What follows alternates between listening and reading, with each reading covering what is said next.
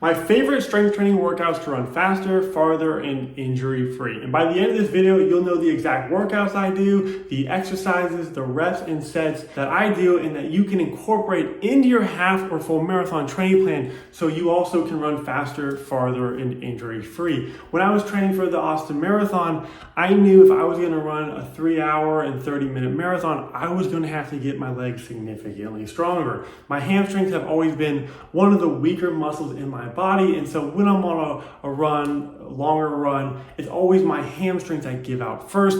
And so if I was going to run the 3-hour and 30-minute Austin Marathon, I had to get my hamstrings a lot stronger. I would train one, sometimes even twice a week. So I will walk you through the exact workout I did every single week to get a lot stronger. So breaking down my leg day routine, the way I do it is I start my workouts off with compound lifts. Now compound lifts are exercises that train multiple muscle groups. So if you do squats, you train your glutes, your quads, your hamstrings, and your calves all in one. So it's a compound lift compared to an isolation exercise, which is if you just did hamstring curls, all you're doing is training your hamstrings.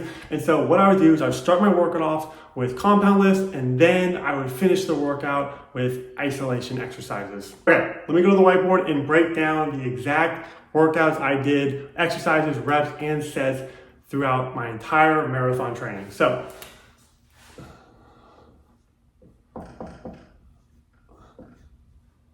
leg day. First thing I would do is I would start off with squats.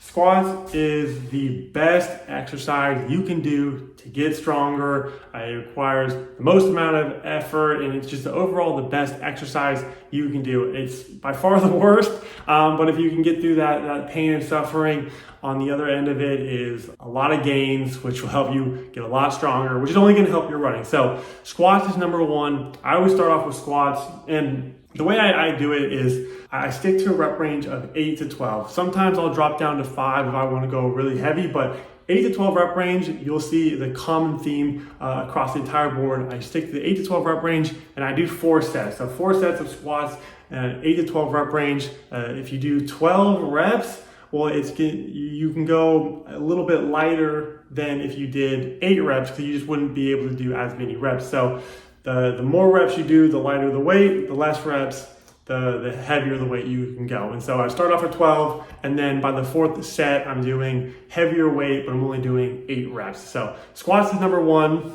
and then I move to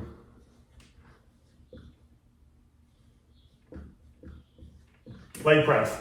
Leg press is actually one of my favorite exercises because you can put your feet in different spots on the plate to hit different parts of your legs. And so since my hamstrings were my weakest point, what I would do is I would put my feet on top of the plate right next to, so it'd be like this, right? So my feet would be high on top of the plate. In that range of motion, it's a little bit shorter, but because your feet placement is higher up and more narrow, it hits your hamstrings significantly more than if you did a wider, lower grip and hit your quads. And so I put my feet top of the plate, more narrow, and that will directly hit your glutes and your hamstrings. And because it's the leg press, you can move a lot more weight than what you would expect. Some people might think they can only do 1 or 2 plates. You'd be surprised if you can do 5, 6, all the way up to 7 plates. You can really move the weight around on the leg press. So make sure that you do push yourself, because if you want to get stronger, you have to do progressive overload, meaning you have to lift heavier weights than you're used to. You have to do more reps and you do more sets. That is how you get stronger. And so making sure that you have intention in the gym, you're going hard, you're having a game plan, and you're executing at the highest of your highest ability, that's the only way you're going to get results. And so go in there with the game plan and really execute it to the best of your ability. And so I start off with squats, 4 sets, 8 to 12 reps. Then I'll do leg press, same thing, 4 sets, 8 to 12 reps. So those are the 2 primary compound lifts I would do. And then I would start moving to the isolation exercises to really strengthen my hamstrings. So the next thing I would do is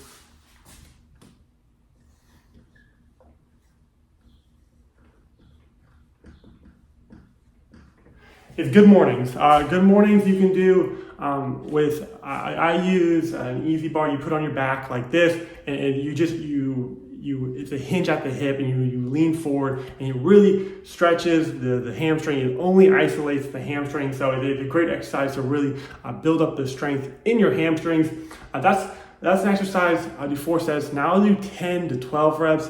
I usually don't like to do heavier weight on isolation exercises, especially the hamstrings, because if you do it wrong, you can put a lot of pressure on your lower back, and you don't want to hurt your lower back because it's very difficult to train when you're injured. So it's training smart, but also training strategically. And so I would do 4 sets, 10 to 12 reps of good mornings. And then after that, I would do Romanian deadlifts or RDLs. Another great exercise to strengthen your hamstrings. It's similar to good mornings, but instead the dumbbell, or you can use a dumbbell or a barbell, but I like to use a barbell because you can go a little bit heavier. But the barbell is in front of you, and you're more doing a modified deadlift, but it still strengthens and isolates your hamstrings. Like I said, 4 sets, 10 to 12 reps. And then lastly, after that, the last hamstring exercise I would do is